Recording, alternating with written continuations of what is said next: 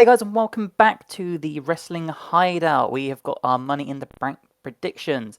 I am, of course, your host, Rhys, along with Liam. Good morning, everybody. How's it going? There we go. I was wondering if you'd take your cue. Alright, so we have the Money in the Bank lineup. There are, at current time of recording, 7 matches. I don't see them adding any more, personally. I think 7's a good amount for a 3-hour show. So, Well, should we work up... I was going to say, sorry to interrupt, well, unless they have a cash-in, that will technically be an 8th or 9th match. We can discuss that, because that is a possibility.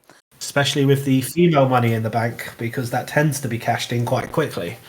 Yeah, and to be honest, there's quite a few decent names in there that I could see a bit of an upset. One in particular. But, shall we start with the first Money in the Bank match? We have the men's one, so we have Ricochet versus Shinsuke Nakamura versus LA Knight versus Santos Escobar versus Butch versus Damian Priest versus Logan fucking Paul. Before we start going on about Logan Paul and the Money in the Bank match, I tried a bottle of Prime for the first time in my life yesterday and had to drink a Lucozade afterwards. That's all I'll say. I've heard it tastes awful. I want to. Well, if anyone's got time, go on YouTube and do Lad Bible, and Triple H himself basically buries it instantly by saying he's seen Logan Paul hold it a lot but never drink it. There you go. Yeah, it's basically coconut water with a bunch of flavourings, and it looks awful. But, morbid curiosity, I've had that, so we shall see. Absolutely. Alright, Money in the Bank males match. What are we thinking? Who's coming out on top? My heart says they're rolling with LA Knight at the moment. What do you think? I agree. I think it has to be LA Knights. Ricochet, there is no build for him. He is just dead in the water, in my opinion. Shinsuke, I think it's a bit too late now. Santos Escobar? Shinsuke is my heartbreak with the way WWE have treated him since he won the Royal Rumble. Yeah, all he really did was kick AJ in the dick a lot. What we all want to do. But that's pretty much Shinsuke in WWE. Santos Escobar, you know what? As an outsider, maybe, because they are pushing the LWO quite heavily, but I don't see it being anyone but LA Knight. Sorry to interrupt, Rhys. I think this has got a lot to do with who's actually in charge of the show that night. Because I think if it goes the way it should do, LA Knight's going to win. I think this being WWE, the curveball is Logan Paul. Because Logan Paul is being built like he is able to do anything and make them all look stupid. Well, there are the reports at the moment that people within WWE want Logan Paul to win. With Triple H being the one that's vetoing it a lot. Triple H because he actually knows wrestling, and the rest of them fall into Camp Vince McMahon, and all Vince McMahon thinks about is money and tits. Yeah. And that hush money. But we don't talk about that. No, we don't. Because we can't afford lawyers. Exactly. My heart says LA Knight, my head does say Logan Paul for this match. I think realistically it should be between LA Knight or Damian Priest. I don't think Butch has a chance. Butch is just in the match. I think Butch has just been thrown in. Butch has just been thrown in to make up the numbers. I would like to see Damian Priest win because that opens up the really good idea that if Damian Priest wins that and has Money in the Bank, that is going to maybe cause a Judgment Day Civil War style storyline, which could be interesting. If the Judgment Day implodes before the Bloodline fully implodes, something has gone very, very wrong, in my opinion. I actually rate the Judgment Day more than the Bloodline at the moment, and there's my controversial statement of the week. You know what? I actually agree with you. I think you can't agree with me. No, I do. They've gone from being a comedy act to actually not too bad. And I think you need to give Edge a lot of credit for this because he set it up and bowed out quite quickly, which was the right thing to do because he built it, then bowed out. Because Edge doesn't need Judgment Day, does he, for his career? But the people in Judgment Day need Judgment Day. 100%. I mean, look at Dom. Dom is now... Dom! Let's be fair, he's probably one of the biggest heels in the entire company. He gets booed out the building week upon week. It's brilliant. It's absolutely fantastic. The relationship between Rhea and Dom is perfect because People love Rhea Ripley, including my favourite podcaster, who I won't mention because you know when you get fed up of me talking about it. Rhea Ripley is probably almost as popular as Becky Lynch was circa a couple of years ago. See, I'm not a Rhea fan personally. You just don't like tattoos. I don't like tattoos, you're right. But I don't know, like, yeah, she is on top of the women's division at the moment, and that is a lot to do with the Bloodline. Damian Priest, he went from what? He was a joke. He was a joke. He was going down the Baron Corbin way. He looked similar. He wrestled similar, and he was going down that. Well, I wouldn't say comedy route. He was going down that route of having a title and then just being on the mid card forever. Yep, and now he's main event in Raw. Title shots against Seth Rollins. Like, the Judgment Day's helped him out tremendously. And Bálor, you know, he's got a World Heavyweight title match for the first time since the Brock squash, I think. No, I think he actually had a match against Roman Reigns last year, where it was the Demon versus Reigns, and it was a really, really odd ending where nobody got pinned, the ring just collapsed, and that was it. Yes, I remember. That's how little I care about. Because they try to protect the Demon, don't they? They try to, so you put him up against the unbeatable champion. It makes no sense. Absolutely. So what we saying, Reese? We are saying. I'm going to put my 2 cents behind LA Knight because I think they're trying to build LA Knight up to be the next trash talking, dare I say, Rock-esque style wrestler. I want it to be LA Knight. I think it should be LA Knight. I think it's going to get vetoed, and I think you're going to see Logan Paul with that briefcase. I think I might cancel my network subscription that I'm not paying for. So yeah, your network. Okay, so you're going to go Logan Paul. I'm going to go LA Knight. So let's take a note of that. So next we have my laptop. There we go. Next we have the female Money in the Bank, which is Zelina Vega versus Becky Lynch versus Zoe Stark, followed up by Bayley, Io Sky, and Stratisfaction. What are we thinking? Well, I mean, realistically, it should be Becky in the Bank, really. Yeah, I think that would get a big pop over in the UK. Put the briefcase on her. She is the top woman in WWE. I mean, the publicly released numbers of her salary, she's out earning most of the men. And I know from what I've read, her merchandise sales when it was The Man was up there with Attitude Era style. Which is crazy, absolutely crazy, especially if you think about it. 23 years realistically, this is Becky Bayley Stratus, really. Sky, I think they're going to build into an Oscar feud because those two are hilarious together. And let me just say, why isn't Oscar on? I mean, why haven't they got? I get annoyed with pay-per-views now because they really, really should have every title. No, I agree. Every title. To be honest, I would rather see Oscar's title match than the tag team females title match. Tag team wrestling in women's division. I mean, I'm all for women's wrestling, and let me get this straight. Yeah, sometimes they go better than the men, and some of the women are more talented than the men. But women's tag team wrestling, as to the match card I've got here, a second main event, doesn't seem right. No, I couldn't care less about Ronda Rousey and Shayna Baszler versus Liv Morgan and Raquel. Give me an Oscar versus anyone. Oscar can make anybody look good. She's from the Nakamura class of wrestling in Japan. What I like about Japan as well was that they have their own female wrestling companies, which gives them more of a chance to shine, and they do sell 5,000-6,000 for their pay-per-views in female wrestling in Japan. I have had a look, so it's not just like empty arena wrestling. No, Joshi wrestling's huge over there. But Rhys Bayley, I think, has been one of the best workers in WWE. Unlike, I've got this opinion on Bayley. What they've given her to do, the four horsewomen, out of all the four horsewomen, they wouldn't. I don't think Charlotte Flair would do anything Bayley does.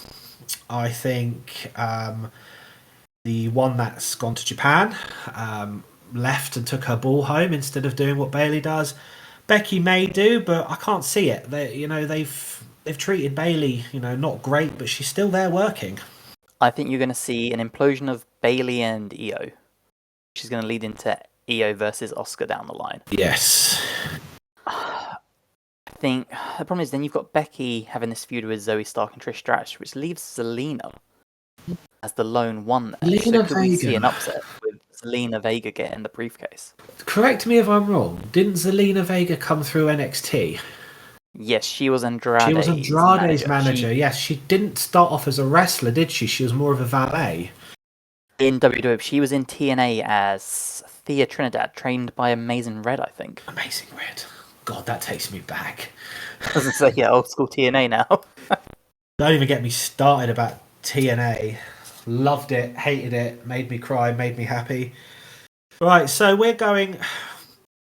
You know what? It's difficult because I think... You know what? I actually think, unfortunately, Trish Stratus is going to win. You know what? It's between three for me. It's between Becky, Trish, and I kind of see Zelina winning it now because you can have the match implode with those other five because of their pre-existing feuds. Zelina's just thrown in there. Here's a question for you. Both Money in the Bank matches, can you see Adam Pearce coming to the ramp and introducing a surprise curveball? Possibly. Charlotte Flair. I mean, you've got 7 people in the males one, only 6 in the females. That's my thinking, and I know WWE, it's always Charlotte Flair, and it's so frustrating. And then we get the Charlotte-Asuka match. Yes, and, you know, people who will listen to this podcast regularly will know my thoughts on Charlotte Flair going forward, but I think that WWE pandered to her ridiculously, and it's like... She could go away for 8 months, come back and gets instantaneous title shot. I mean, there's only Brock Lesnar who gets treated like that, isn't there? Female Cena. Female Cena. Yes, but... Oh, you know what? That is actually not a bad shout. I could now see a surprise entrant. Yeah, and... Oh, God. It's Charlotte Flair. I may turn off the pay-per-view. I just may turn it off. Because if Charlotte Flair wins it, you know where it's going. If Charlotte Flair wins it, you know Vince McMahon has rewritten the pay-per-view during the first match. Yep. I'm going to hedge my bets. I'm going to go on Becky for that feel-good UK moment because... Just like what they did at Clash of the Castle, yeah? Feel-good UK moment. I think that's what they're going to try and fix. I think you're going to see Becky get the briefcase. That'd be great. So, as part of the first 2 matches, can you see a cash-in straight away? I could see Becky cashing in the UK. Becky cashing in against... The problem is, there's no... Oh, I've got... It's running on to the next match, but, you know, I will say this. I think this is the perfect time for Brandy Rhodes to appear. That's actually... Yeah. Brandy Rhodes to attack Rhea Ripley for Becky Lynch to cash in. Do you know what? I'm going to put money on that. That's not a bad bet, because looking at this, no female single title match, which is crazy. I thought one of them was being defended, but I've just noticed that neither female title was being defended. Brandy Rhodes. God dear. Okay, so you're going with Becky Lynch. I'm going with... Okay. I'm going with Trish Stratus. Right, so we got Cody Rhodes versus Dominik Mysterio versus Rhea versus, my apologies, Cody Rhodes versus Dominik Mysterio, go. Judgment Day interference? I don't care how much Judgment Day interference is. If Cody can go to the limit with Brock with a broken arm, he has to beat Dominik Mysterio, surely. Brock Lesnar interference. There are reports that Brock is going to appear at Money in the Bank. If Brock appears and kicks the crap out of Cody, Dom should get the win 100%.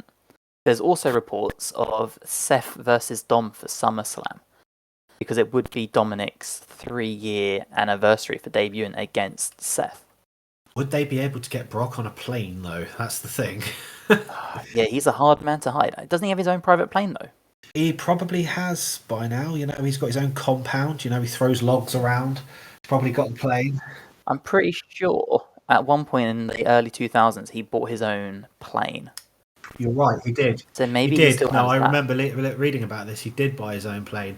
It's probably better than Vince's plane because, as we all know, that smells. The musty, crusty seats. I can't see realistically without interference, Cody 20 times out of 20 should beat Dominik. He's a better wrestler. Yep. He's better all-rounder. Dominik is popular because of Rhea. Yeah. And his father, obviously. But, it's an interesting one because this match is brand new, isn't it? They threw this in at the last second, didn't they? This is very makeshift. Like, of all the matches on the card, this feels the most unnatural.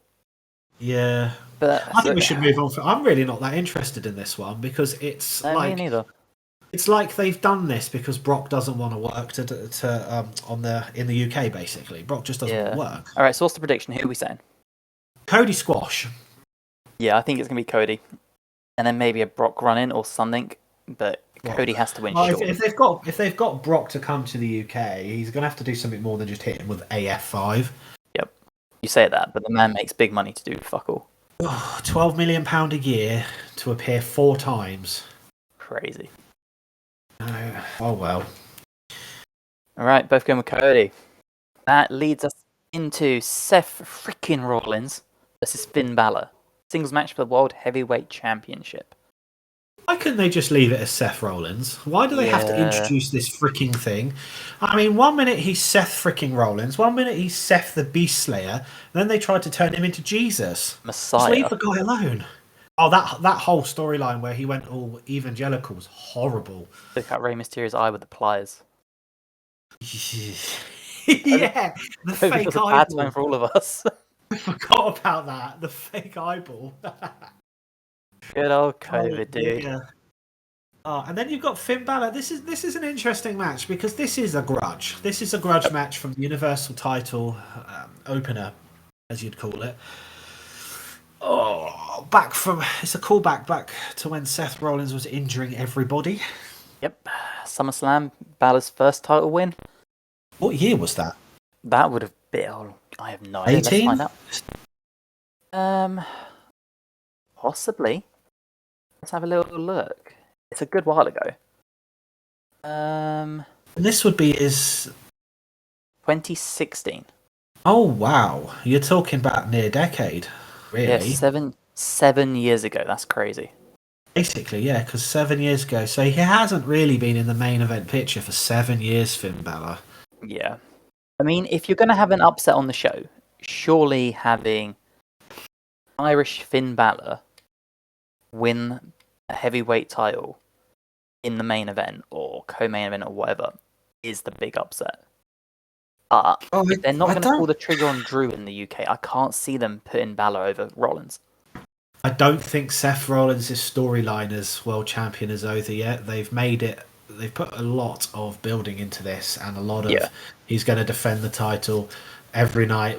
There's that fact that I came up with when we were doing research on this, that Seth Rollins has defended his title already more in the 6 weeks he's been champion than Roman has in his entire Bloodline run. Yeah, that's mind-boggling. Well, it is and it isn't, because there is that. They've made Roman Reigns a boxing-style world champion where he defends his title 2-3 times a year at the outmost. And they've made Seth Rollins' championship like the 24/7 title in some ways. There's got to be somewhere in the middle. Yeah, I agree. I think once a month's good. Like, I'm down for a title match. I'm down for the whole occasional one. The old, you have to defend your title every 30 days or it's forfeit. Why couldn't they just stick with that? Yeah. Like, if you're going to have Roman Reigns on the show, why is he not defending the title? He's done multiple tag team matches now. Ooh, Roman Reigns on the show with the Money in the Bank. Would they do it? Would they do it? Oh, imagine that. I think if you had LA Knight, for example, beat Roman for the title in the UK, which is quite a ravenous crowd, I don't think you'd hear a bigger pop than that since maybe Dolph winning the title. I can't see them. They can't. They won't do it. They won't do it outside of one of the main 4 pay-per-views. And I know we're digressing off that match, but I am reading somewhere that they are trying to rebuild for Cody again Cody's got to finish the story Roman. He stumbled the first time. Yeah, it's an interesting one. They're not going to pull the trigger on Finn. Seth's going to win this, but he's going to win, and then Finn's going to kick 2 living shits out of him and throw him around the arena. Yeah, I think the only way this happens... Because he's going in injured, isn't he? Yeah, I feel like the only way this happens is if Finn beats him, you get the feel-good moment for like 30 seconds, and then Priest, for example, if he wins the Money in the Bank, cashes in immediately and beats Bálor. Do you know what? That's my outside ball. I think the Money in the Bank's going to be cashed in on Seth Rollins today. Or... Not today. Seth beats Bálor, and then Priest cashes in, and Bálor is upset, obviously, because his teammates cashed in and won the title, and he couldn't do it. I think that's the only 2 curveballs with this match. I don't see Bálor leaving the event with the title. I think a better one is Finn winning and Priest cashing in on Finn. Yeah, I don't see Bálor leaving this event with the title. I don't think it's unreasonable to say he's going to win the title. He's not leaving the show with the title, no chance. That would make Seth's comment about his title reign lasting longer than Finn's after 3 days even more funnier. Yep. I love Seth. I have to be honest. I love old Seth Rollins or Cody, whatever his name is. What is his name? Oh, Colby Lopez? Colby Lopez, not Cody. Apologies, Mr. Rhodes. I love Colby Lopez. I honestly think Seth Rollins is probably one of the best wrestlers of his generation. Oh, easily. Came through old school ROH. I mean, he's got the full package. Yep. Stephanie McMahon knows this for sure. He's got the full package with the wrestling, the promos, the look. He also looks very good for wrestling. He's not too big. He's not too small, you know. And when it goes down to Finn, I think Vince has got a problem with Finn. I really do think Vince has got a problem with Finn Bálor. Honestly, I think if Vince had his way, you'd see Finn Bálor in a leprechaun suit. Oh, yeah. Like, do you remember what they were going to do with FTR at one point? You know those promo photos of them in like the green leotard things just before they left? Vince thinks it's 1995. Yeah, I could see Finn Bálor being a leprechaun. No. Coming down to the ring, chucking little gold and chocolate coins to people in the crowd. I could have seen Finn Bálor and Becky Lynch being teamed up. Yeah. Oh, God. The leprechauns. Oh, you know what? I'm sorry. I'm going to have to take a break for a minute. I'm having flipping Spirit Squad flashbacks now. Oh, there we go. We get the Irish Express versus the Spirit Squad. Fancy book it. They weren't even Irish, were they, some of them? It's ridiculous. No, you had fucking Dolph Ziggler and Kenny Dijkstra. Kenny Dijkstra? He was supposed to be the next big thing, wasn't he? Yeah, and then he was dating Mickie James and she slept with John Cena, I think. I think Mickie James... I can't. Do you know what? Yeah, Mickie James and me, we go way back in my dreams. I'm sure you guys do. Way back and forward. Mickie James, probably one of the best wrestlers of her generation. Yeah. Her and Trish were the true revolution of women's wrestling, in my opinion. Mickie James, who was bin bagged. Sorry. Good old John Laurinaitis. Who? John Laryngitis? If only. Johnny Ace. Never could get over the fact Ace. that his brother was amazing in the ring and he wasn't. Oh, the fact that his brother was Road Warrior Animal. Johnny Ace. Tag team champion in Japan. Yeah, he was a big draw in Japan. It really, really shatters my belief that Japanese wrestling is good. So, back to the match. That's a controversial take. We're both going to go with Seth, yeah? Seth and some potential shenanigans with the Judgment Day, yeah?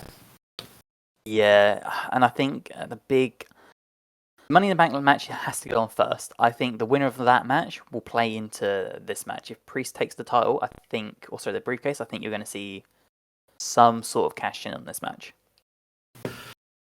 Yes. So we're noting that down to Seth winning and walking out, or Finn winning and not walking out. Yes, Finn Bálor is not leaving this event with the title. That's for sure. And I don't think a UK crowd would pop that big for Finn because he's not really made any. He's not like Drew's British. If you think about it. Drew's British. He's also been in the main event for a very, very long time. Isn't he coming back? I read somewhere. Oh, who knows? His contract's coming up soon, so There's only really one way to find out, I guess. What was he called in Impact? Drew Galloway. Drew Galloway. Drew Galloway to reappear on Impact. He's too big for that now, isn't he? He could potentially go to AEW, but he wouldn't go back to Impact. No, I can't see him go back to Impact. They've got Nick Aldis anyway now. They don't need another British person. Nick Aldis, isn't he married to Mickie James? He is. They're both in the same company now. And they've had a kid and everything, haven't they? Lucky man. Yep. Well, let's move on before we talk about Mickie James more. We have Ronda Rousey versus Shayna Baszler. Sorry, Ronda Rousey and Shayna Baszler versus Liv Morgan and Raquel Rodriguez. So, do you even care about this match? I care about Liv Morgan. Yeah, I mean, it's nice to see Liv back. You know, Liv $600,000 a year, Morgan. God, you know what? You couldn't get so like Liv Morgan and I'm sorry to be shallow, but Liv Morgan and Raquel Rodriguez versus the Tramps, basically. Versus the what? Tramps. I'm going to go there. Look at the look on their faces. You know, Shayna and Ronda. You know, they don't really help themselves. I thought you said something very different then. No, I did not. I know what you thought I said. I was like, oh, I'm going to have to cut that. Fucking hell. I can see Liv and Raquel winning because of a roll up. I mean, yes. Ronda and Shayna, I don't want to watch. I think they're so boring. Shayna on her own as the badass in NXT was awesome. Oh yeah, Shayna had that whole thing with her in NXT was great, and how Rhea came in and broke that. Okay, I get to talk about Rhea Ripley again, right? Yeah. So Shayna, what do you know? What my mind's gone numb. Who were her two stooges? Marina Shafir, who's now in AEW. She's married to Roderick Strong, and Jessamine Duke, who's been released. Okay, but those three together were really, really good. Those three together. Yep, that was the NXT where we had the Undisputed Era. You know, that was good NXT. Mm-hmm. Shayna Baszler, and I could not give two shits about Ronda Rousey. I don't get it. I don't understand it. She was good in UFC for about 2 weeks, and then she got her face caved in by two other people, cried and run home. Yes, I wouldn't mess with her, but look how far she's come down in the pecking order in WWE. This is how much they care now about her. She's tag team wrestling. No, so I'm going Liv Morgan, Raquel Rodriguez, those two to win because Liv's just come back. You know, they're paying Liv Morgan a boatload of money, and seems to be one of the most. I've got to word this the right way now. She's everywhere for WWE at the moment. You know, she's always on their social media. She's always on the TikTok. She's always, you know, promoting there. She's always at the events. You know, they put a buck behind her, if that makes sense. Yeah, no, I know what you're saying. I think it's going to be Ronda and Shayna because I have this vision that WWE think that these are the two that are going to take the tag team division to new heights. There isn't really a tag team division, is there, though? I mean, come on, there's like three teams. The whole point, throw together the whole point of the tag team division, it was for the Iconics, wasn't it? It was built for them originally. That was their thing. Yep. And you know, I'm a wrestling fan. I'm a self-obsessed wrestling nerd, and I can't name more than maybe 2 tag team champions for the women's division. It's being treated exactly how WCW treated their women's division. Yeah, basically. I mean, you had the Iconics. You had. Did Alicia Fox get it at one point? No, she was gone from the company by then. It was. I mean, you had Becky and Lita a couple of months ago. Yeah, but that was not. Oh, it was Bayley and Sasha, wasn't it? Oh, is that when they did their? Is that when they did their Steve Austins and went home?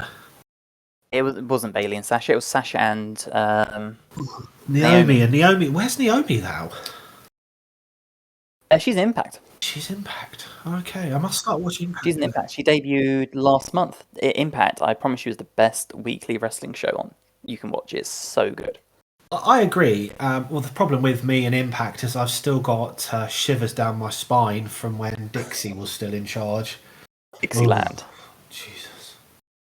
You know, Yeah, that was a rough one. Mr. Bully Ray himself has actually gone on record and said that was the happiest it ever made him in his life, more happy than his marriage, putting her through that table. He nearly actually killed her in genuine. She got like a real bad neck injury, didn't she, from that? Yeah, and he perforated her lung or something. A rib went through her lung. She couldn't breathe. Jeez. What happened to Dixie Carter? That'd be a good wrestling podcast. Oh, there you go. We'll put that in the pipeline. Rise. Well, we couldn't really call it the rise. The fall and fall of Dixie Carter. Yep. So you're going with Rousey and Shayna. So you're going with the two horses, and I'm going with Liv and Rodriguez. He needs horsewomen. Yeah, horsewomen. Right, next up, we have Gunther versus Matt Riddle. I think this could be match of the night. I love Gunther at the moment. I absolutely love Gunther. The Imperium have got everything at the moment. Yep. And, you know, I'm also a big fan of WWE's announcer. She seems to be very passionate about the Imperium. Samantha Irving? Yes, she's really good. Amazing. She's really good. Yep. And, in fact, I'm going to probably say she's the best they've ever had in that particular role. And I'm going to say that because I don't get the Tony Schimmel thing. You know, that's just rated R superstar. Yeah. What's not to love about that? Oh, yeah, I know. Damn. No, I agree. She's amazing. Like, probably like deep, grungy voice, which is perfect for wrestling, I think. Yeah. Like, especially if you're going to get two dudes like this who are probably going to go in there and beat the living piss out of each other. I think Matt Riddle's an idiot. I can't stand him. I don't get it. I think most of the WWE locker room thinks Matt Riddle's an idiot. The guy wrestles with no shoes on. All you have to do is stomp on his feet, and that's it. Yeah, I'm not a Matt Riddle fan either. I've not really been a fan of his since the Indies. Anyone that comes out with music that goes, bro. The mushroom tattooed on his side. Although, I'll give him his credit, you know. I do like, well, they are shoving him down our throats a little bit, but he has provided the save quite a lot for my favourite tag team. Where's Kevin Owens on this? Like, why isn't Kevin Owens and Sami Zayn on this pay-per-view? Those two are amazing. You mean two of the hottest acts in the company? Absolutely. I've got a huge hard-on for Kevin Owens. I have to be honest with you. People have been complaining a lot about his "Oh Crazy" storyline at the moment, but it works with him. Yeah, he is a dude that can make anything work. Like, he is a modern-day Jericho. Like his, I think Roman's best matches in his entire run have been against Kevin Owens. I agree. And to prove that, they did a program with him over 3 pay-per-views, and after a year, they went back to work with him. Yep. Now that doesn't happen often. Yep. No, I agree. I think Owens is phenomenal. The fact that I like about Kevin Owens is, you know, he's in the same shape as me, but seems to be able to run around and do flips and everything. Yeah, can go 40 minutes in a last man standing match with Roman Reigns. But again, only been given this spotlight since open brackets Vince McMahon went away, close brackets. Yeah, I mean, I think Owens is probably one of the best people in the company because you can put him in anything and he just makes it fucking work. So I would love to see Owens versus Gunther, to be honest, in a proper hard-hitting brawl. Absolutely anything. And it's trivial. Yeah, you know what? Controversial take. I'm not a Sami Zayn fan. I did not enjoy any of the Sami Zayn Bloodline stuff. I thought it was really stupid. I mean, the whole Bloodline storyline, despite how long and drawn out it is, has been genuinely, overall, I think, really good to amazing in certain aspects. I guess the closest you'd have would be Austin Vince. The Roman Reigns and Jey Uso matches are probably still some of my favourite WWE stuff in recent years. I have an idea of how I think this match is going to end. This is the match I feel like I'm definitely most excited for, and I think probably most people are. And I think the only way to have this match go is the Usos need to win. I think the Usos need to win, and then Solo needs to turn on Roman, and you get Solo versus Roman down the line. I think Solo should team up with Heyman and become the top star on SmackDown.